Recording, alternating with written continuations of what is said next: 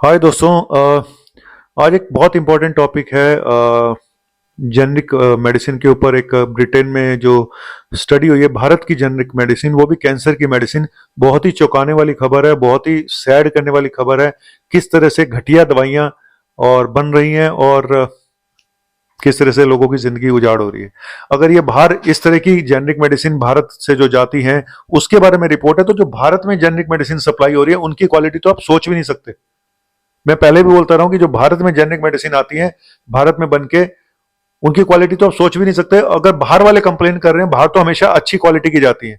तो ये जो, पहले आपको बता दूं जेनरिक मेडिसिन होती कौन सी है, क्योंकि बहुत सारे लोग इस पर सवाल उठ, उनको पता तो होता नहीं जेनरिक मेडिसिन के बारे में। तीन तरह की मेडिसिन होती है: generic number 1, number 2 generic branded, number 3 branded. पहले ब्रांडेड पे आते हैं। ब्रांडेड दवाइयां वो होती हैं जो मॉलिक्यूल, जो सॉल्ट सबसे पहले मार्केट में आता है। जैसे ग्लिमीप्राइड आज से 20-30 साल पहले आई थी, तो एमरिल के नाम से आई थी। तो एमरिल एक ब्रांडेड हो गई क्योंकि उस कंपनी ने रिसर्च करी नए मॉलिक्यूल पे, तो उसके रेट ज्यादा थे। और ये जो पेटेंट है इनके पास रहता है कि 2-3 साल तक कोई और कंपनी नहीं बना सकती। तो ये रिसर्च करते हैं, इस वजह से दवाइयां महंगी होती हैं। ब्रांडेड दवाई इसको बोलते हैं। फिर 2-3 साल के बाद बाकी कंपनियां बनाना शुरू कर देती है। जब पेटेंट रूल हट जाता है तो फिर वो दवाई सस्ती हो जाती है। फिर वो भी कम कर देते हैं जिन्होंने सबसे पहले बनाई, फिर दवाइयां सस्ती हो जाती हैं। लेकिन वही होता है, कोई कंपनी 5 रुपए की बेच रही है, कोई 4 रुपए की, कोई 3 रुपए की, कोई 10 रुपए की। अभी भी ये हाल है। ठीक है।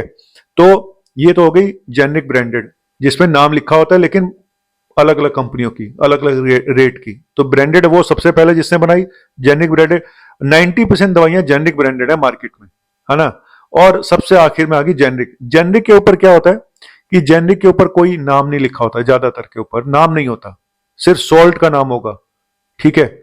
जैसे पैरासिटामोल, क्रोसिन नाम नहीं है, क्रोसिन नहीं लिखेंगे, डोलो नहीं लिखेंगे, क्योंकि डोलो क्रोसिन होगी जेनरिक ब्रांडेड। तो पैरासिटामोल हो गई प्योर जेनरिक।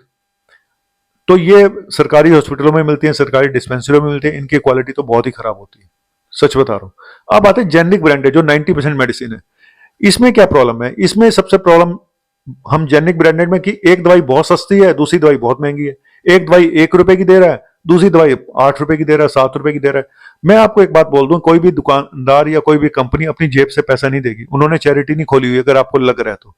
अब प्रधानमंत्री जन औषधि की बात अलग है, उनकी उन्होंने तो सरकार ने खोली हुई है। लेकिन जो प्राइवेट में कंपनियां जैसे कुछ अपनी अलग अलग स्टोर खोल के बैठी हुई हैं, जी हम तो आपको 70-80% पे दे रहे हैं, 90% पे दे रहे हैं। वहां पे दो ही खेल होते हैं, या तो वो एमआरपी बढ़ा देते हैं, एक 200 रुपए करके उसको 70% डिस्काउंट पे आपको 70 रुपए की दे दी, जबकि वो थी 70 रुपए की दूसरी कंपनियों की। तो आपको क्या फायदा हुआ? कुछ नहीं हुआ। या फिर अगर वो बहुत सस्ती दे रहा है तो उसकी इफेक्टिविटी नहीं होती। 1 रुपए की दवाई दे रहा है वो आपको, एक जो बाहर आपको 5 रुपए की मिल रही थी, आप बड़े खुश कि यार शुगर की देखो वो 5 रुपए की थी, मैं तो 1 रुपए में ले आया। अबे खा के तो देख पहले कि कितनी इफेक्टिव है। डॉक्टर का परिवार कभी भी जेनरिक दवाइयां घटिया नहीं खाता। डॉक्टर का परिवार, मैं अपनी बात कर रहा हूं। हम हमेशा जेनरिक ब्रांडेड अच्छी कंपनियों की, जिनका हमें पता है कि ये फलानी कंपनी की है, ये उसकी है। लेकिन अंदर की बात कुछ और भी है कि कुछ कंपनियां जेनरिक दवाइयां ऐसी बनाती है जिसमें मार्जिन बहुत ज्यादा होता है, और केमिस्ट हमेशा आपको वही देने को कोशिश करेगा, वो रिप्लेस कर देगा जो डिस्काउंट के चक्कर में। आपने लिख मंगाई पेंटोसिक डीएसआर, पेंटोसिक डीएसआर, वो देगा आपको पेंटोसेक डीएसआर, क्योंकि उसको पेंटोसेक डीएसआर 15 रुपए का पत्ता पड़ रहा है। आपको डिस्काउंट करके 60 रुपए की दे देता है, 70 रुपए की दे देता है, तो भी उसको 40-50 रुपए बच गए। समझ रहे हो आप? तो ये तो हेरफेर एक है। लेकिन अब ये जेनरिक ब्रांडेड में सबसे बड़ी प्रॉब्लम पता क्या है? सस्ती महंगी की बात नहीं है, बात है क्वालिटी की।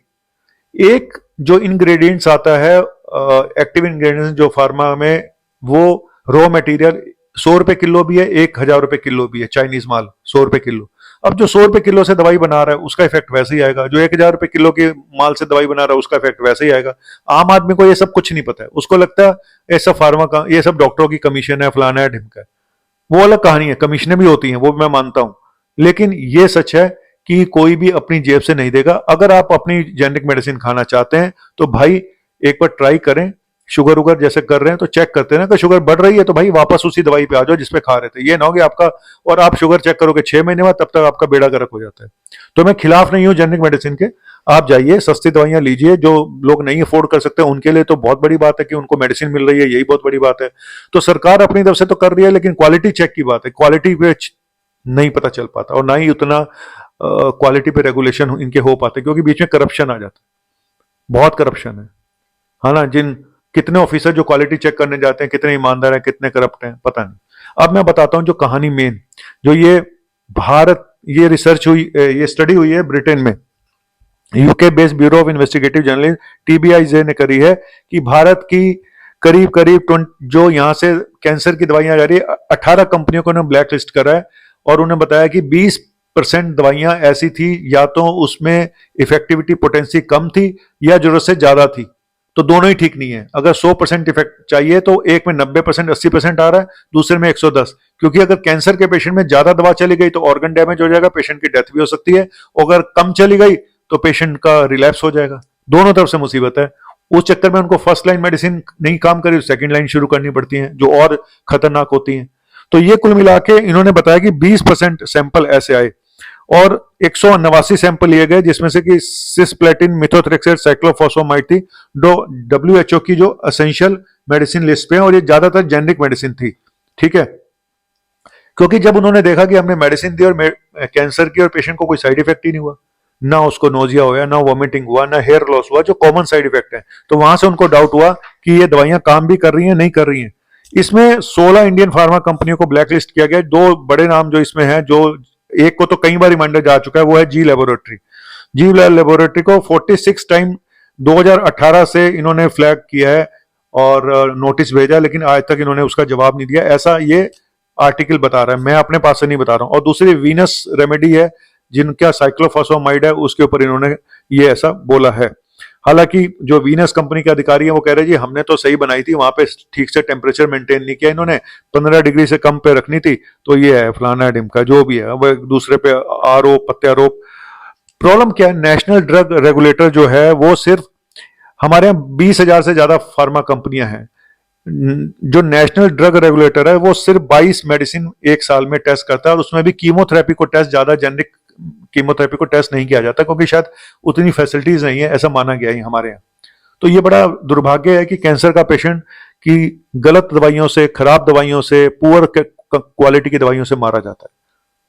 तो इसीलिए जो गरीब आदमी है वो तो सस्ते के चक्कर में रहता ही है, कि भाई एक तो कैंसर हो गया, उसके लिए पैसे नहीं इलाज कराने के, फिर दवाइयों के पैसे, है ना, सरकारी में इतने बेड्स नहीं होते, प्राइवेट में इलाज कराओ तो पैसा खत्म हो जाएगा, झुग्गी झोपड़ी भी बिक जाएगी, मकान भी बिक जाएगा, पेशेंट भी नहीं बचता।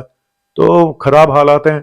सरकार को क्वालिटी की तरफ जरूर ध्यान देना चाहिए, और जो करप्शन है इस फार्मा इंडस्ट्री में और अधिकारियों में, सरकारी अधिकारियों में, उनका जो नेक्सस है उसको जरूर चेक करना चाहिए, तोड़ना चाहिए। Thank you very much.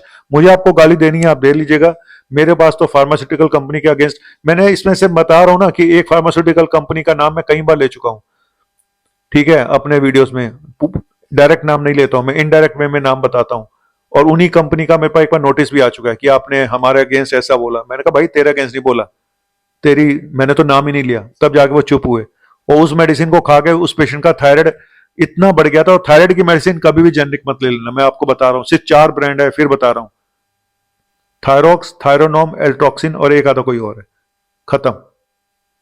गलती से भी इसके अलावा कोई थायराइड की मेडिसिन कोई दे मत लेना, केमिस्ट आपको बदल के दे कभी मत लेना। और थायराइड की मेडिसिन हमेशा वही खानी चाहिए जिस ब्रांड की आप खा रहे हो, उसमें तो ब्रांड भी चेंज नहीं करना है। एल्ट्रोक्सिन खा रहे हो एल्ट्रोक्सिन खाओ, थायरोक्सिन खा, थायरोनोम खा रहे हो थायरोनोम खाओ, उसको भी चेंज नहीं करना है, नहीं तो बहुत फर्क आ जाएगा रिपोर्ट में। तो थायराइड की दवाई इतनी सस्ती होती है, उसमें भी आपको लालच है। 3 महीने की दवाई 150 रुपए की आती है, उसमें भी आपको लालच है। वैसे आप सुट्टे भी मार लोगे, दारू भी पी लोगे, और पता नहीं के बाहर घूमने भी चले जाओगे, सब कुछ कर लोगे। दवाई आपको घटिया चाहिए बिल्कुल, यही है मेरे पास। ठीक है भाई, हम तो अपनी फैमिली को देखेंगे, अपने आप को देखेंगे, हमें कौन सी दवाई खानी है। जनता को मैं क्या बोलूं, जनता कहेगी सर आप तो अमीर हो, आप तो ये हो, आप तो वो हो। यहाँ अमीरों का भी यही हाल है, उन्हें भी सस्ती दवाइयां चाहिए। बाय।